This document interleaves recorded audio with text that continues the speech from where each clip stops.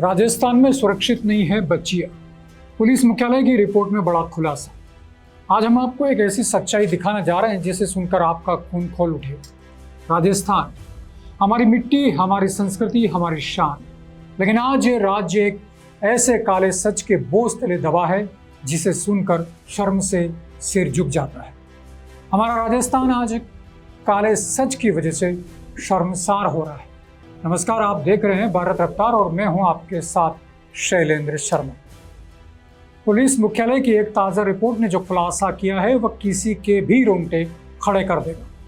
पिछले 6 महीनों यानी कि जनवरी से जून तक राजस्थान में 200 से ज़्यादा गैंग रेप के मामले सामने आए हैं और इनमें से ज़्यादातर पीड़ित है वो हमारी बच्चियाँ।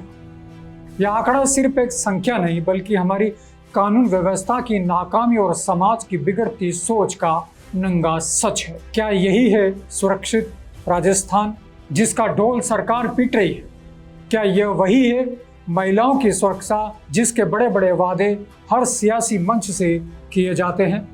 यह खबर सुनकर खून खौलता है और गुस्सा उस व्यवस्था पर आता है जो हर बार सिर्फ आंकड़े गिनती है लेकिन हालात बदलने के लिए कुछ नहीं करती।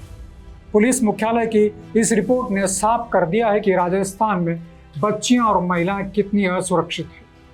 अलवर में एक अस्पताल के आईसीयू में 32 साल की एक मरीज के साथ नर्सिंग स्टाफ ने बलात्कार किया। क्या आप यकीन कर सकते हैं कि अस्पताल जहां लोग जान बचाने जाते हैं वहां भी एक महिला सुरक्षित नहीं है।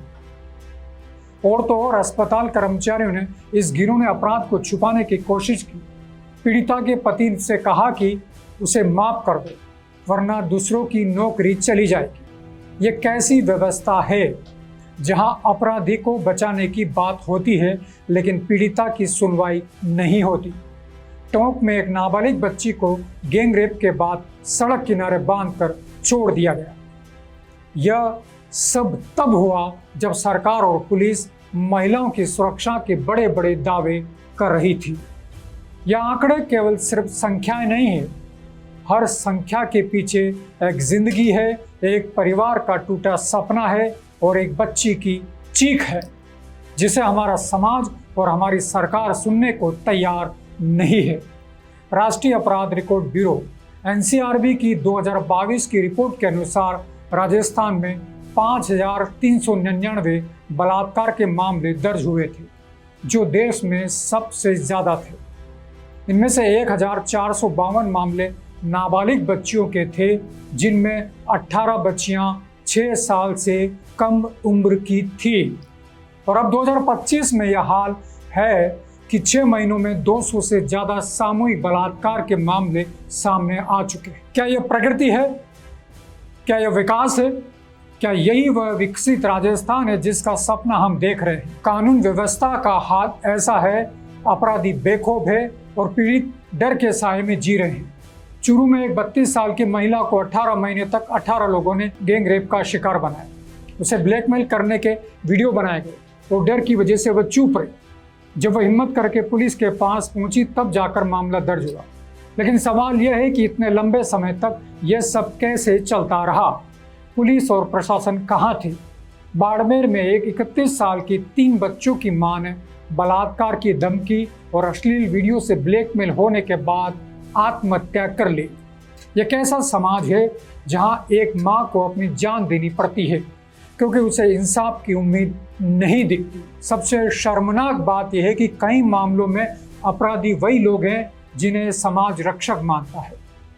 एक ऐसा ही मामला सांगानेर में देखने को मिला जहां पुलिस कांस्टेबल ने एक गर्भवती दलित महिला के साथ बलात्कार किया, वह भी उसके 3 साल के बेटे के सामने।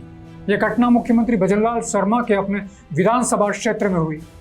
क्या इससे बड़ी विडंबना हो सकती है? और फिर सरकार के लोग कहते हैं कि वे महिलाओं की सुरक्षा के लिए प्रतिबद्ध है। यह प्रतिबद्धता तब कहाँ थी जब अलवर में थाना गाजी के एक मामले में पुलिस ने 11 दिन तक FIR दर्ज नहीं की।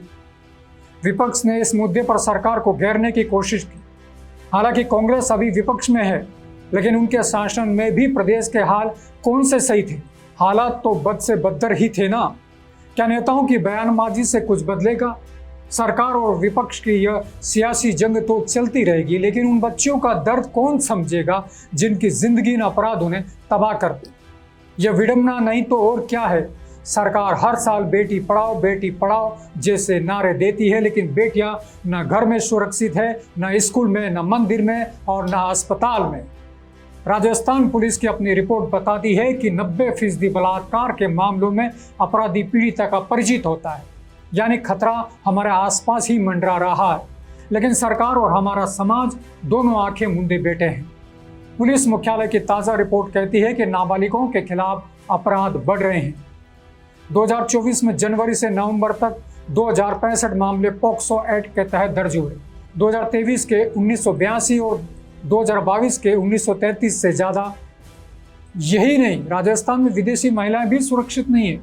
सांस्कृतिक राजधानी बीकानेर उस वक्त शर्मसार हो गई जब एक विदेशी महिला के साथ रेप की सनसनीखेज वारदात सामने आई। पीड़िता कुछ दिन पहले वर्किंग वीजा पर भारत आई थी और बीकानेर के ऐतिहासिक लालगढ़ परिसर में स्थित एक होटल में ठहरी हुई थी। तभी मैनेजर दिनेश ने उसे डिनर के बहाने होटल में बुलाया और वहां जबरदस्ती की। यह घटना न केवल स्थानीय प्रशासन बल्कि पूरे प्रदेश की सुरक्षा व्यवस्था पर सवाल खड़े कर। क्या यह सब सुनकर हमारा और आपका खून नहीं खोलता? ये कैसी व्यवस्था है जहां दरिंदे बच्चियों की जिंदगी बर्बाद कर देता है, जहां अस्पताल में इलाज के लिए भर्ती महिला को स्टाफ की हैवानियत का शिकार होना पड़ता है। सरकार को चाहिए कि वह केवल आंकड़े गिनने और प्रेस कॉन्फ्रेंस करने की बजाय सख्त कदम उठाए। पुलिस सुधार, तेज जांच और अपराधियों को तुरंत सजा देने की व्यवस्था होनी चाहिए। लेकिन इसके बजाय हम क्या देखते हैं? नेताओं की बयानबाजी और फिर वह सब कुछ भूलकर अगले इवेंट की तैयारी। यह समय है कि समाज भी जागे। हमें अपने बच्चों को सुरक्षित माहौल देना होगा जहां वे बिना डर के जी सके। सरकार को चाहिए कि वह हर जिले में तेजी से काम करने वाली विशेष अदालतें बनाएं ताकि पीड़िताओं को जल्दी इंसाफ मिले। साथ ही पुलिस और प्रशासन में ऐसी खामियां दूर होनी चाहिए जो अपराधियों को बचाती है। अगर राजस्थान को सचमुच सुरक्षित बनाना है तो सिर्फ नारे और वादों से काम नहीं चलेगा। यह वक्त कड़े कदम उठाने का है ताकि कोई और बच्ची और कोई माँ इस दर्द से न गुजरे। आपकी इस गंभीर, संवेदनशील और चिंतनीय खबर पर क्या विचार है? कमेंट बॉक्स में अपनी राय जरूर रखें और ताज़ा अपडेट के लिए आप बने रहिए भारत रफ्तार के साथ। जय हिंद।